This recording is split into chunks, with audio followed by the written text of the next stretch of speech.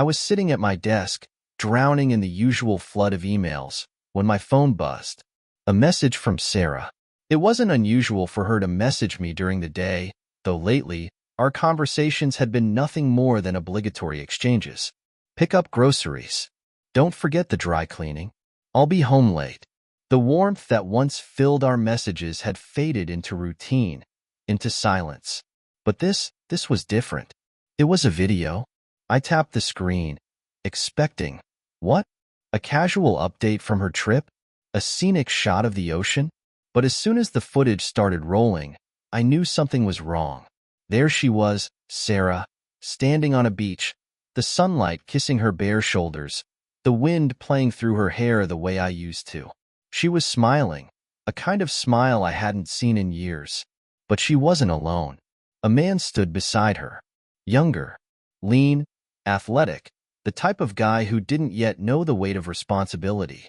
He had his arm wrapped possessively around her waist, his fingers resting just below the thin strap of her sundress. He leaned in, whispering something into her ear, and she laughed. A light, carefree laugh that punched a hole straight through my chest. Then came her voice, clear and deliberate. I no longer need you. My life is better with James. The words struck like a hammer, yet my body remained frozen, my expression unreadable. My mind went blank, white noise filling the space where rational thought should be. I stared at the screen, replaying the words, trying to process the enormity of what I was seeing. Was this real? Had she truly sent this to me, her husband, the man who had stood by her side for over a decade? The woman I had built a life with, sacrificed for, fought with. Was she really throwing it all away like this? I took a slow breath, steadying myself. My hand hovered over the phone, my thumb resting against the screen. And then, I called her. The line rang for a moment before she picked up, her voice disturbingly calm. David, are you sure this is what you want? My own voice surprised me. Measured, controlled, not a hint of the devastation ripping through my chest. There was a pause. A brief one. Not hesitation, just consideration. Of course, she said finally. This is what brings me joy. Joy. That word. I felt my grip tighten around the phone, but I didn't let the anger surface. It would be wasted on her. Understood, I said quietly. I ended the call before she could say another word. The room around me blurred, but my mind was clearer than ever. I knew what I had to do. No begging, no arguing, no fighting for someone who had already left. I placed my phone face down on my desk, exhaled slowly, and leaned back in my chair. Sarah had made her choice. Now, I would make mine. And in that moment, something inside me shifted. Something cold, something final. She wanted freedom? Fine. She wanted James? She could have him. But she would have to learn what freedom truly cost. And it was a price she wouldn't be ready to pay. I sat in my office, the weight of Sarah's betrayal pressing down on me like an invisible force, but I refused to let it crush me. Emotions? They had no place here. Not anymore. Rage, heartbreak, confusion, none of them would serve me now. The only thing that mattered was action, and I was about to take it. I turned to my computer, fingers moving with quiet precision. First, I logged into our joint bank accounts. Over the years, I had always handled our finances. Sarah never paid much attention to numbers. She only cared that the money was there when she wanted it. And, until now, it always had been. Not anymore. One by one, I froze every account. Checking, savings, investments. I shut off her access with the click of a button. Next, I moved to our credit cards. A simple login, a few keystrokes, and her name disappeared from every card linked to our accounts. The platinum card she had used for shopping sprees? Gone. The travel card that had funded her little escape with James? Declined. I sat back, staring at the screen, my heartbeat slow and steady. She had no idea what was coming. I reached for my phone and typed out a message. Short, simple, the perfect goodbye. Stay in your happy place. I hit send. Then, I turned off my phone. Meanwhile, in paradise, Sarah stretched lazily on the beach, tilting her sunglasses just enough to glance at James beside her. He was ordering drinks, grinning as he flirted with the bartender. She didn't care. She had everything now: the sun, the ocean, the perfect escape from the dull routine of her old life. And David? He was a distant memory. Her phone buzzed. A message from him. She smirked, expecting a pathetic plea. Maybe anger. Maybe even a desperate attempt to win her back. But when she read it, her smile vanished. Stay in your happy place. Her eyebrows knitted together. What the hell did that mean? She ignored it and turned her attention back to James. What did you order? 2 of their best cocktails, he grinned. Don't worry, babe. I got this one. She laughed, tossing her hair over her shoulder. Good, because I paid for the last 3 rounds. James chuckled, running a hand through his sun-bleached hair. Trust me, I can handle it. The bartender returned, setting 2 drinks on the counter. James confidently slid his credit card across the bar. A moment passed, then another. The bartender frowned. Sir, your card was declined. James blinked. That's weird. Try it again. The bartender swiped it once more. Same result. Sarah sighed dramatically. Ugh, just use mine. She pulled out her own card, the one linked to our joint account, and handed it over. Declined. Her stomach twisted. That's impossible. Try again. The bartender glanced at her, unimpressed. Ma'am, your card isn't working. Sarah's pulse quickened. Something was wrong. She yanked out another card. Declined. Her chest tightened as she quickly logged into her banking app. The screen loaded, then displayed a single word beneath each account. Frozen. Her breath hitched. No. No. No. No. Panic clawed at her throat as she grabbed her phone and called David. It rang, and rang, and rang. No answer. She tried again. Straight to voicemail. Her hands trembled as she turned to James, who was already backing away, his carefree charm suddenly fading into discomfort. James, she stammered, her voice tight. Do you have cash? He hesitated. Not much. Sarah's heart dropped. The bartender, now impatient, crossed his arms. Look, if you can't pay, I'm gonna have to call security. Her dream vacation had just turned into a nightmare. And suddenly, she realized the truth. David wasn't weak. David wasn't broken. David was in control. And she was about to learn exactly what that meant. I imagined it happening in slow motion. The moment Sarah's perfect little fantasy shattered.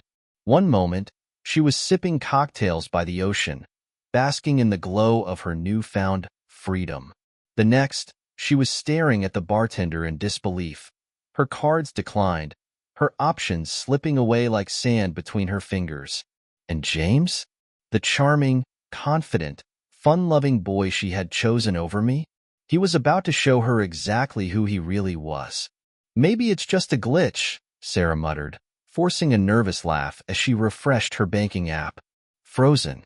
Every account, every card, every access point to the life she had taken for granted. James shifted uncomfortably beside her, rubbing the back of his neck. Babe? You good? No, she snapped, her voice rising. I don't know what's happening. The bartender sighed, already losing patience. Look, you need to pay for your drinks.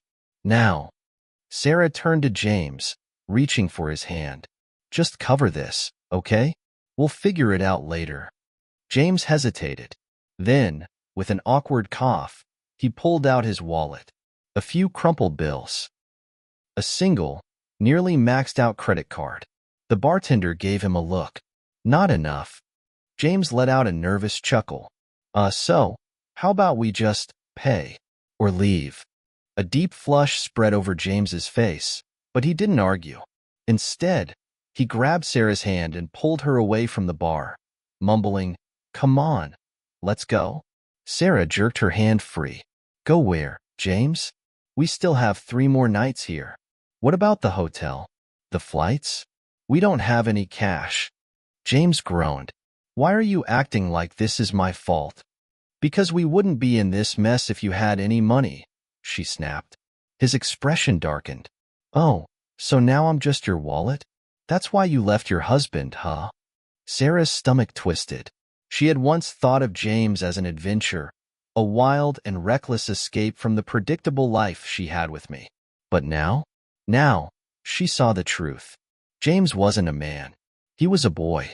A broke, careless, irresponsible boy who had no idea how to handle real life. And she had thrown everything away for him. They barely made it back to the hotel, humiliated and desperate. Sarah tried her cards again at the front desk.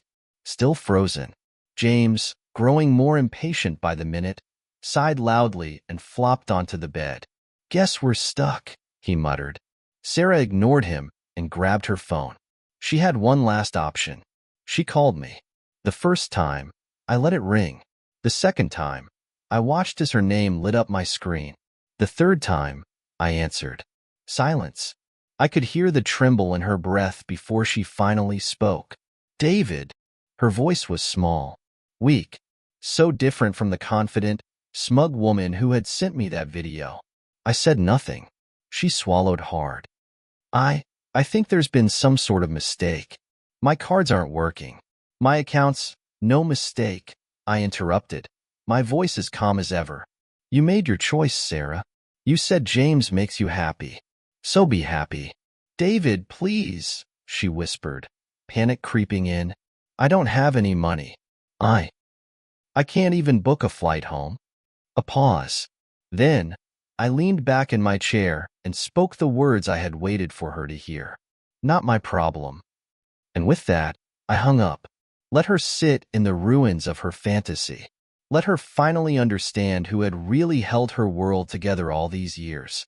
And let her realize, far too late, I wasn't coming to save her. I never imagined the day would come when Sarah would beg to come back to me. But here we were. Her name flashed on my screen again, and this time, I answered.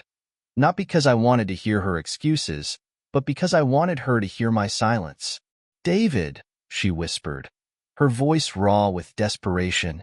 Please, I made a mistake. I leaned back in my chair, staring at the ceiling. A mistake? I repeated, letting the word roll off my tongue like I was tasting it for the first time. Yes, she rushed on. I wasn't thinking straight. It wasn't real. James, he's not what I thought he was. I smiled at that. I knew this moment was coming. Her perfect little fantasy had crumbled. David, please, she begged. I still love you. I want to come home. Home. The word hung in the air between us. It should have meant something. It used to mean something. But now? I exhaled slowly, staring out the window at the city skyline. For the first time in years, I saw things clearly. Sarah, I said, my voice calm but firm, you made your choice. Now live with it. She let out a choked sob. David, I was wrong. I hung up. I wasn't going to be her safety net. I won't lie, walking away from the past wasn't easy. For years, I had been the husband who provided, who protected, who sacrificed. I built a life around Sarah's needs, always putting her first. But now, I was free. The first thing I did was sign up for the gym. At first, the weights felt heavy, the routines unfamiliar.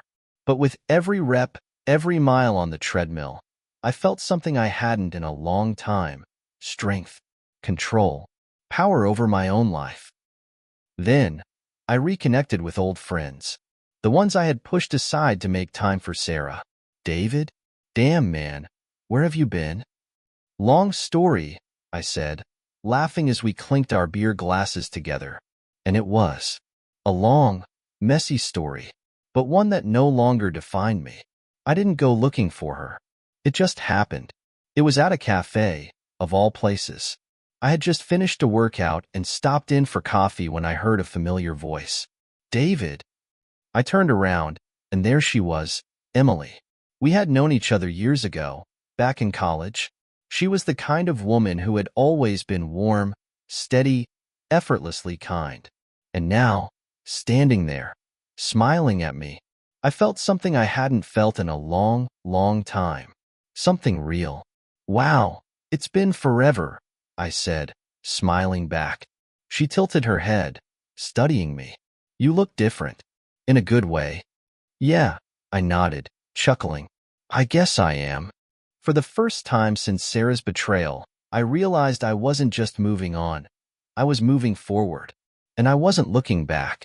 I always wondered what it would feel like to watch someone who betrayed me face the consequences of their own choices. Now, I had my answer. It felt like justice. Sarah arrived at our house. No, my house, on a gray, drizzly afternoon. I knew she would. She had no money, no credit cards, no James. And when the reality of her downfall had finally set in, she came crawling back to the only place she had left. But that place no longer existed for her. I watched from my office window as she stood in front of the door, her suitcase beside her, shivering as she tried to unlock it with the key she had once used freely. I had changed the locks. Her key was useless. She pounded on the door. David! Her voice cracked with frustration. Let me in. I didn't move, didn't answer. I just watched as the cold wind tangled her hair, as the rain started to fall, as she slowly came to the realization that the home she had thrown away was no longer hers. She slumped against the door, hands shaking. And then, her phone came out. I let it ring, and ring, and ring. Finally, I picked up. David, please, she sobbed. I have nowhere else to go. Silence. James left me, she admitted, her voice barely above a whisper. He was never serious about me. He just wanted the good times. I almost laughed. Of course, James wasn't serious. He was a 19-year-old playing a game. He had never loved her. He had loved the thrill, the novelty of having a married woman wrapped around his finger. And when the money stopped, so did he. I let the silence stretch, savoring the moment. David, please, she begged. I know I hurt you. I know I was wrong. But you what? I cut in coldly. You love me now? You suddenly realized I was worth keeping? Yes, she cried. Yes, I do. I got caught up in something stupid. I didn't mean, but you did mean it, Sarah, I interrupted. You meant every word. You meant every touch, every moment you spent with him. You said it yourself. He brought you joy. She let out a shaky breath. I was wrong. Too late. Far, far too late. Sarah thought she could fight back. She thought she could go after me legally, claim half of everything. But I had been one step ahead. By the time she even considered taking me to court, the divorce was already in motion. The assets? Secured. The house?